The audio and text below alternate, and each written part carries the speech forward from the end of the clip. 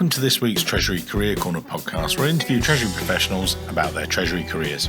Each and every week, I talk to them about how they've built their careers, where they are now, where they see both themselves and the Treasury profession going to next. Let's get on with the show.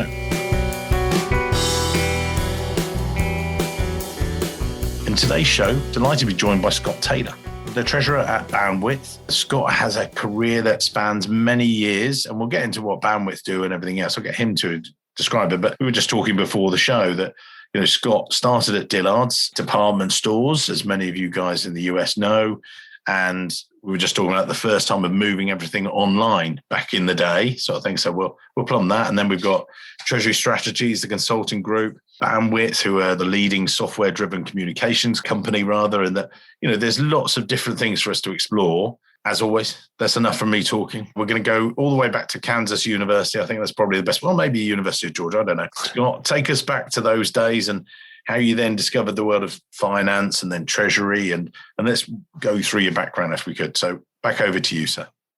Yeah, sure. Thanks, Mike. Yeah, good to talk to you. So Kansas University is where I got an MBA, graduate school. That program, I lived in Italy. I studied in Italy for a year. Coming back to the US, looking for a job, I'd had the good fortune of making a very good contact through a professor with the CFO of Dillard's department stores. Oh, wow. And that's how I got into Treasury. He offered me a job and in Treasury, which I admittedly knew nothing about, during the interview process. I said, hey, I really don't have any idea what this will be. And he trusted me. They had some turnover going on in the department. He trusted me to come in and be able to figure things out. And it turned out to be a really good opportunity for me. Again, even I know from the UK, know that Dillard's a retail chain, massive group and things like that. What was Treasury like there? With big and complex, or was it just a basic cash house, get the cash in, sort it out, get it on? Or talk us through that. Yeah, so it was domestic only. So we didn't have the international, other than making international payments. Buy a lot of the merchandise and inventory in the stores comes from other places. Really the first thing we did was, and this show my age, but it was moving the banking online. Going from faxing over wire transfer requests to the bank, or sometimes back then it's probably hard for some people to believe now, but there was even a bank that I could just call, and I could just call in a wire. Wow. Or call and open up a bank account. And then they'd open the account and they're like, we'll send the forms over, a couple of days. And think about when KYC, came along, not too long after that, and, really changed how some of those things work. But part of that, when we went through that converting to, move into online, I was lucky enough that since I didn't know much, they let me go to some AFP conferences, some of the regional conferences. I came back from that first one and I was ready to do all sorts of things. And, as I was learning more, in the first one being just doing an RFP to consolidate our banks, to get our 350 accounts at 50 banks down to 8 banks, and reduced our fees in the process, and really simplified and streamlined some of our processing and how we operated. A good starting role, sort of this Treasury sort of manager there and things, and then you made a move into consulting quite early on in your career at that stage. What was that like? And was it more a sort of a move because of location, or what influenced the time to move from Dillard's? So I was fortunate at Dillard's, and I didn't really understand this at the time, but I was able to do things like that. Like I was able to kind of run these projects and all sorts of things. I was involved in reducing, buying back bonds and changing how we invested cash, using buying directly through Bloomberg terminal. And so I was able to do so much. And the treasurer that came in actually right after me, she was a new treasurer. It was a step up into that role for her, and just fantastic, and was open to change and open to ideas to change. And it just after about 4 years, I felt like at the time I just kind of had reached my own development, my own learning, with this, with the company being, in the US only. And I had the opportunity to join Treasury Strategies, and I learned a lot. I joke about that. I was working and we're advising, clients, and, fortunately there were, the partners and the managing directors and that were there to guide me along the way. But, how much more valuable in that role I would have been years later. But I learned a lot because Treasury Strategies, work with, some of the best companies in the world, also with the banks. So we did a lot of projects, on both sides of things. And so that it really did advance. I think a year in that role is like 5 years in a corporate treasury role. Yeah. And I've sort of talked sometimes about the sort of not tenuous relationship, that's a bit strong, but with consulting, because you're out there, you're consulting with a company, and obviously you're working with the more senior colleagues and saying, look, can you help us deliver this project, and do a lot of it. But sometimes, a consultancy is coming, right, give us best practice, give us this, but you're still at an early stage in your career and you don't really know best practice because you've not been through it 3 or 4 times. How did that sit with yourself? Yeah. So some of that is, I really was I went to AFP and I really studied. I got the CTP while I was at Dillard's, but really studying. And I think even the AFP, like the message boards back then, I learned so much just asking questions of other, more experienced treasury people. And then at Treasury Strategies, there was just an abundance of knowledge, and I could look through previous projects that might be similar to one we're working on, in their database, and was really invaluable experience. And I've tried to take that approach to every other job every other company I've been to since, is that consultant approach to how are we doing things? Can we be doing it in a better way? What is, if I'm familiar with what best practice is, what does it take to get us there? And so I learned a lot. I sent a message over to Tony Carfang not too long ago and thanked him for that opportunity. That's amazing. And previous guest on the show, we'll put that in the show notes. Love Tony, and he's probably just sitting, sunning himself with a margarita in his lovely extra house in Naples. And one of my favorite. Oh, God damn him. But as you say, it gives you good methodology and sort of around the way to think about some of the problems and stuff. But you then move back into corporate treasury in another core corporate treasury role. Talk us through that. Yeah. So, I think there's, personal, your own personal situation sometimes, and that's had an impact on my career and some of my choices of how I've moved, because I really enjoyed that role, but moving closer to my home, that was a big driver on the leaving Treasury Strategies when I did, and moving back a little bit closer to home. And that, that next move was also really formative for me, because it was the first time I worked for a company that was owned by private equity. And the private equity, it was Cerberus owned company, and they have an operations team. It's not just the capital market side, and they have their operations team that would come in and sometimes, try to maybe not manage or but just offer up ideas. It turned out to be another great experience for me. I learned a lot working with the people there, working with the Cerberus team. And with that role, you were obviously, so they were doing textiles. So you've done retail, you've done consulting, and you've spread the different industries, which has been, brilliant. A lot of treasurers, 15 years, one industry, you don't see all the different bells and whistles and all the different things. What was that like, and then we used textiles on then to Blue Cross. So did you see big differences? You're in treasury. It's just treasury everywhere. There are common, there are things that have been common through all my moves. There are things that are common that are just things you think are treasury. Yeah. But my role has been, it's been slightly different. I think, the manufacturing that, textile, but, some manufacturing company. And so I've been in a few manufacturing companies. And if there is an area where I really feel like I have an expertise, it's probably there. It was a small enough company that we were able to reach out and be part of things that aren't maybe what you consider treasury. And those were really exciting, working on huge initiative with multiple teams working together to try to, we had, with the private equity, we had EBITDA targets We also had net debt targets. So how do you improve your cash flow, and learning about, working capital, learning about how you can impact the company's cash flow and debt position. It was a great, it was, like I said, it was just a great learning experience. Again, something I probably took for granted, and how a CEO can really drive that type of collaboration across groups, supply chain and operations and finance, treasury, and how we work together to achieve our goals. And then the move to Blue Cross and then PPD, because again, I've looked at, some of my other guests, and as I say, they've sort of stuck with those. But you carried on making moves onwards and upwards. I've said before in interviews that my resume, in some ways, it's bad that I've moved around a lot. And some of those, like I said, may have been personal reason for why I moved somewhere.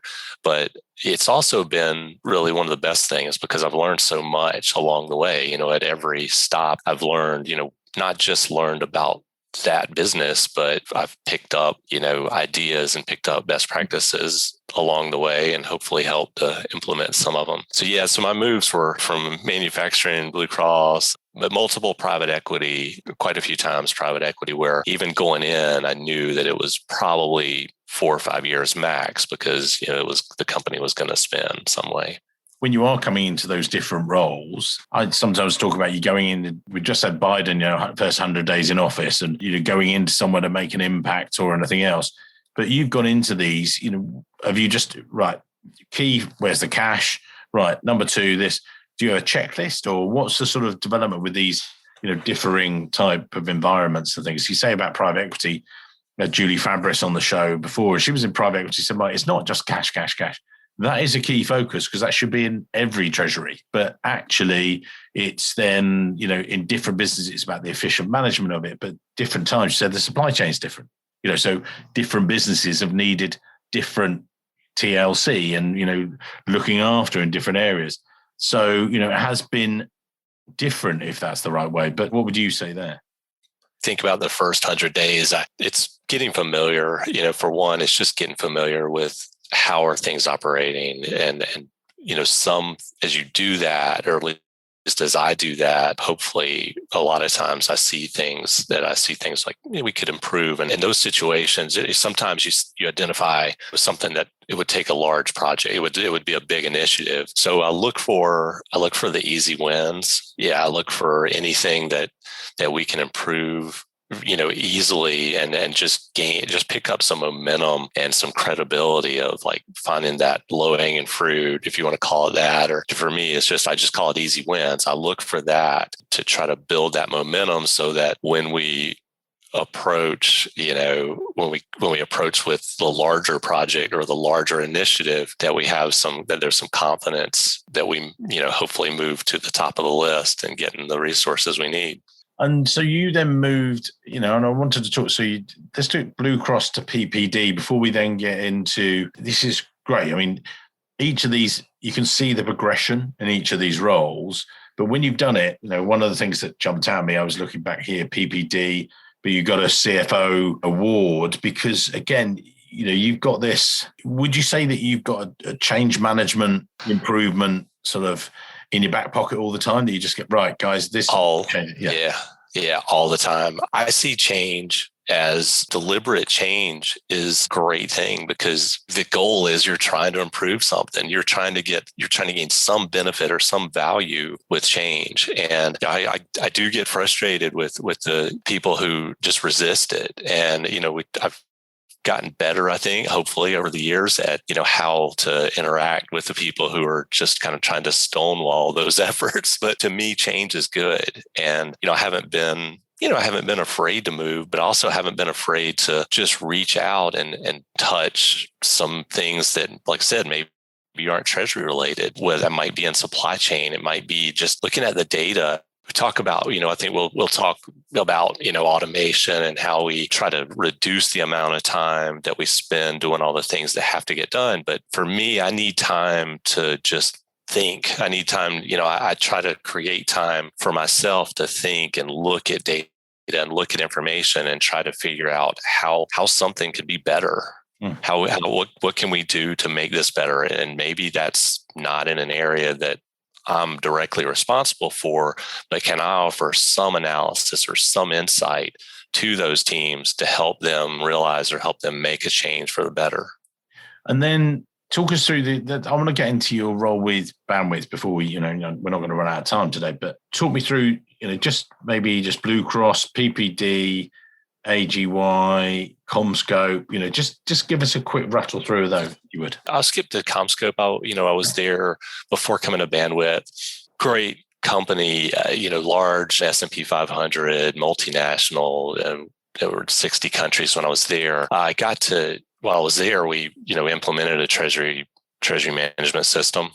Yeah. That was one of the very first things I did. So just within months after starting there, we're kicking off this project and it was a full blown, everything, not just get the accounts connected, but, automating the cash accounting, automating how we track all our intercompany loans, putting FX, it was a full blown. So, learn a lot. Had to learn really, really quickly, like probably faster than normal, like everything that was going on. It was also the first time I was on part of such a large team, a large treasury team, instead of being, 2-3 people, having over a dozen and interacting with people in different finance centers around the world. What was that like for you, again, for the listeners today, that, how did you handle that? What I mean by that is you were there, and did you gone from one or two of you, that's it, to suddenly, spinning all these plates with all these different people and stuff like that. How did you lead that team? What was your... Well, I was a director there. There was a treasurer, then, another director. So on a larger team, much more specialized. We had an FX and risk manager. We had there was a cash manager. So being more focused at that first project of implementing, spending that first year, because that's about how long it took, getting the treasury management system, I got a good overview of everything we were doing. But then, once we had that in place, it was really like focusing on, my area. And that was different. It was really different because I'd always been on smaller teams. You're just involved, like really hands-on involved in everything versus, hey, there's the FX and risk is happening. I see reports, but I'm not doing it. And there are other things like the cash accounting, I'm not responsible for it. There's somebody else on the team that's kind of reviewing those things. So that was the first time I'd really been like just hyper focused on one thing or a couple of things instead of everything. Again, the sort of treasury per se there before you then came and joined Bandwidth, what then sort of led to that, if you like? What was you've been with CommScope for a number of years, doing well and everything else, then Bandwidth came along. How did that come about?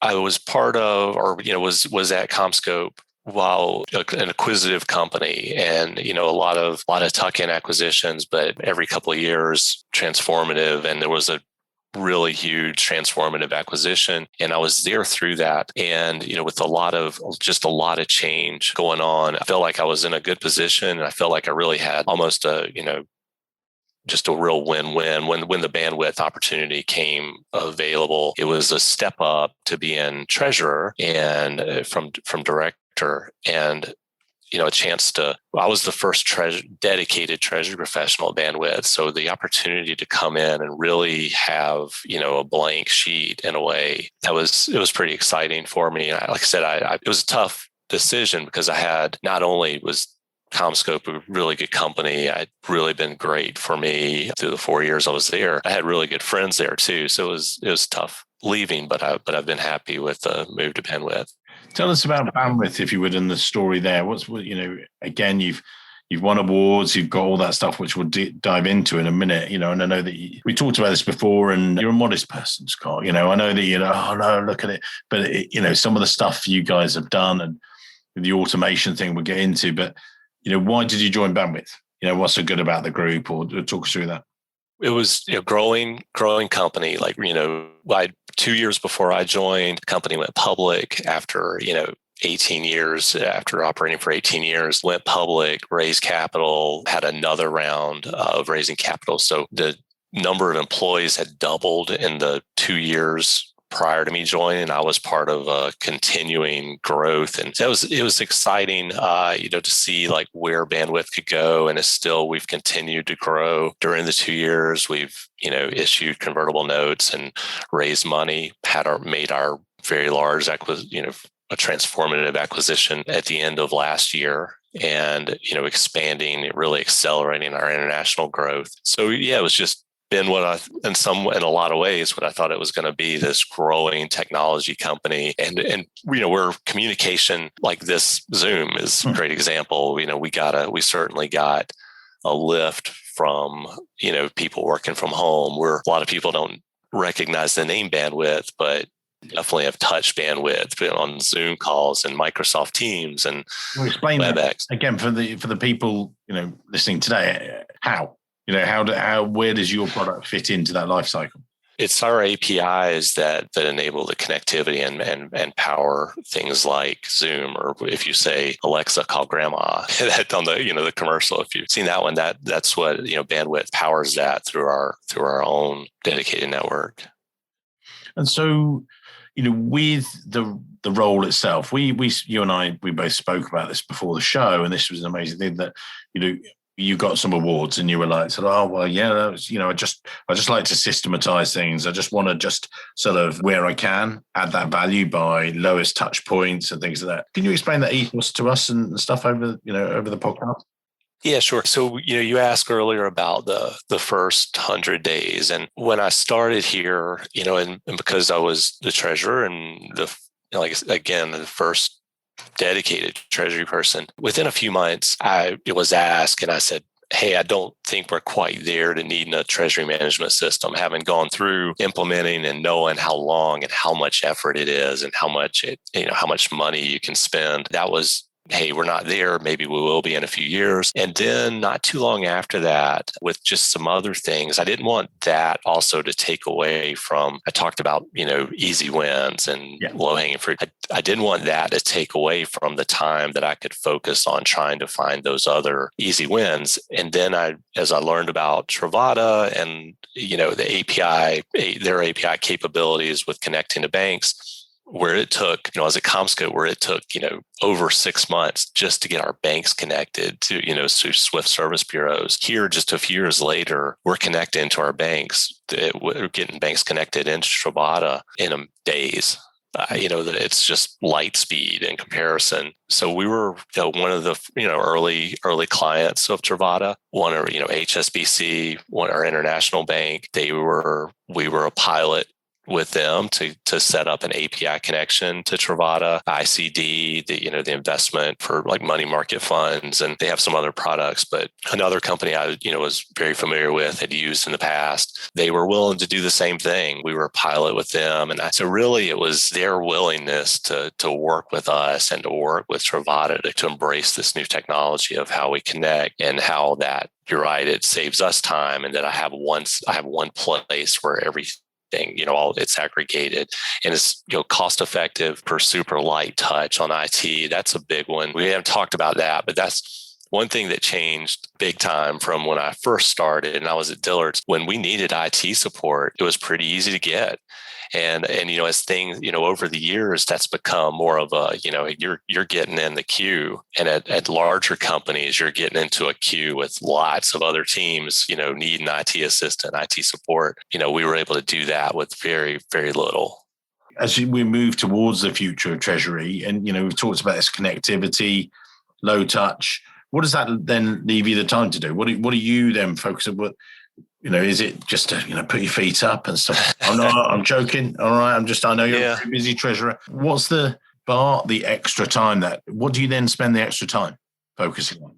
I look at different things. I look at data. I just do some analysis. Recently, we've implemented a virtual card program. So I've worked with our accounts payable team to get that up and running. It gives me time I talked about needing time to think. And sometimes I look at something and I might spend a decent amount of time like going through the numbers, going through data, and I might come to a dead end that I just come to a point that I say, it's probably not worth the effort for the very marginal improvement. And other times we say, hey, virtual card program is going to really bring a lot. It's going to bring something back to us. And, there's other things like that have worked on or are working on or going to work on. So it gives me time to do those things, to look for how can we improve something? How can we do anything better? Whether that's just in speed, automation, or dollars, like in virtual card program, it's dollars back to the company every month. What's your filter for the future? For all that stuff, there's loads of stuff coming at you. What's your filter for that? I'm sure you're getting the banks coming to you. So I've got this great idea. You've got now you do all this transformation and stuff like that. I was talking to AC from Kongsberg Automotive, and he was really drilling down to connectivity and things like that. And he said, "Well, actually, that's what I want to focus on." But where's the next thing for you? I think as we grow, so I mentioned that the acquisition. So right now we're in this integration phase where everybody's focused on, integrating the new company, and some of that'll be a lot of that.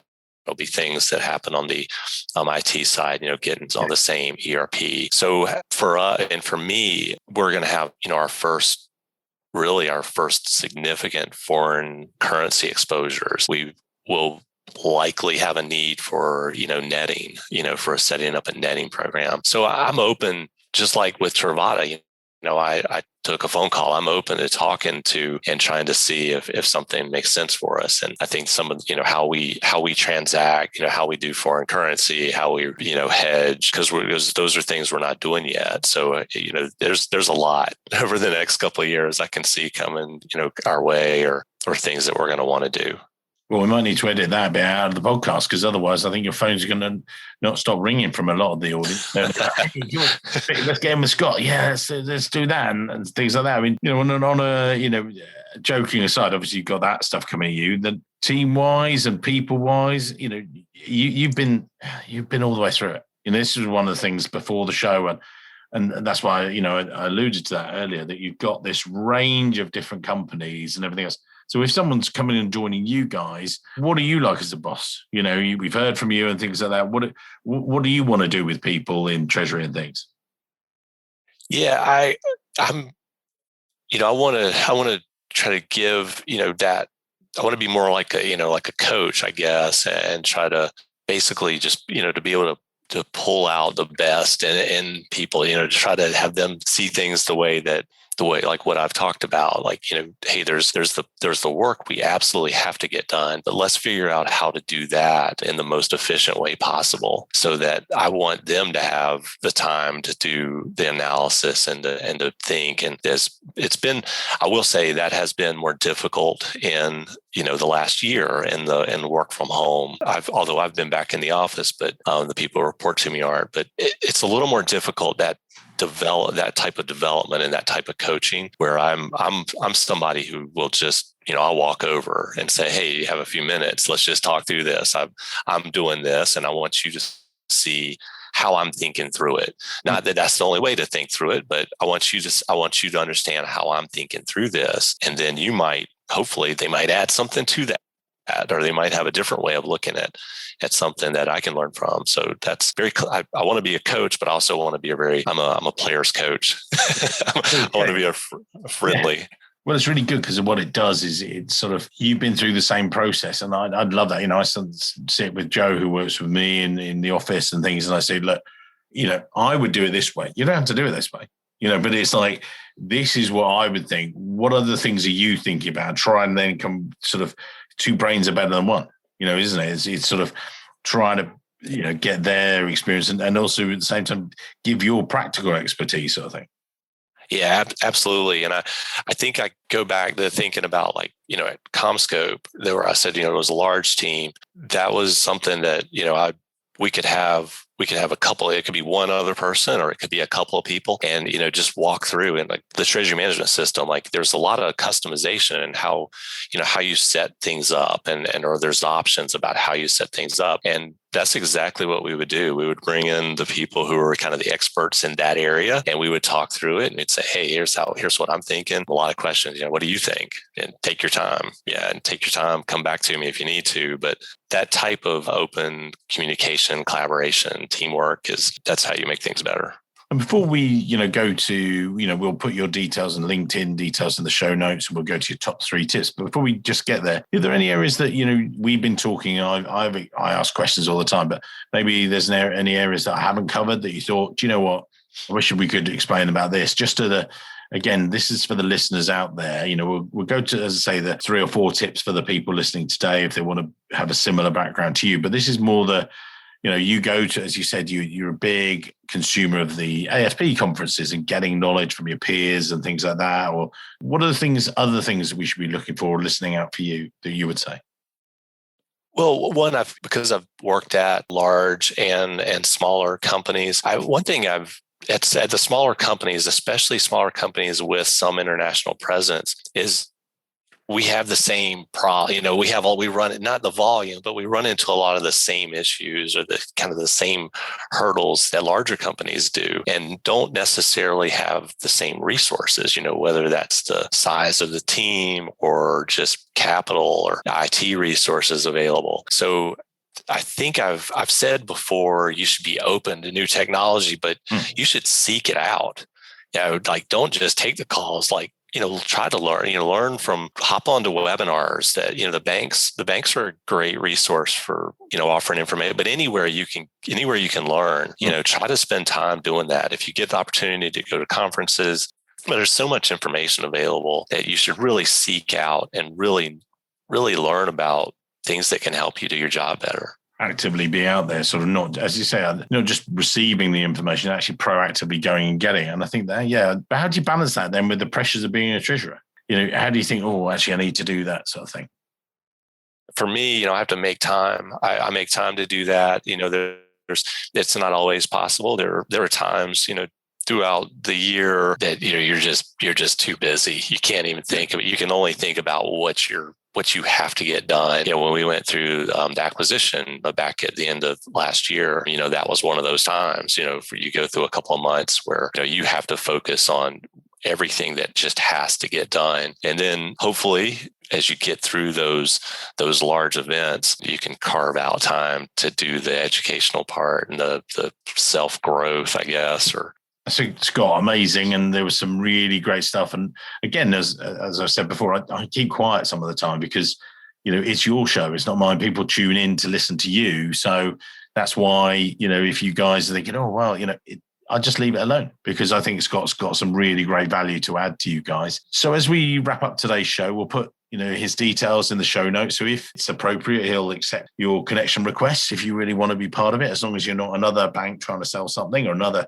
IT provider. He'll come find you if he wants you. Don't worry. It's all right. Calm down. But joking aside, if you were to give some of the tips from the guys, maybe in the earlier part of their careers or other tips, what are the things you're going to say to wrap up today's show that people can take away with over their morning coffee sort of thing?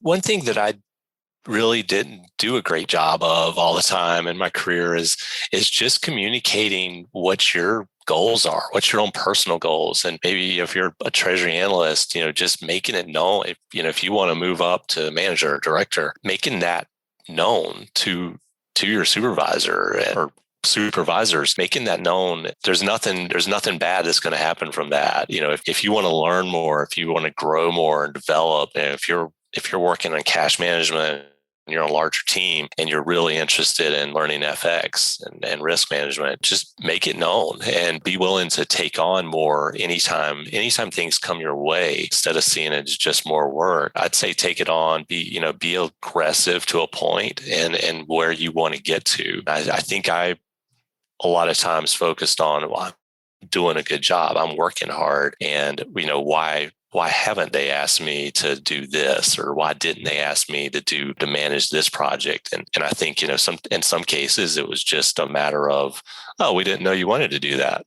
And so I think that goes a long ways, and just showing that eagerness to do more and be more.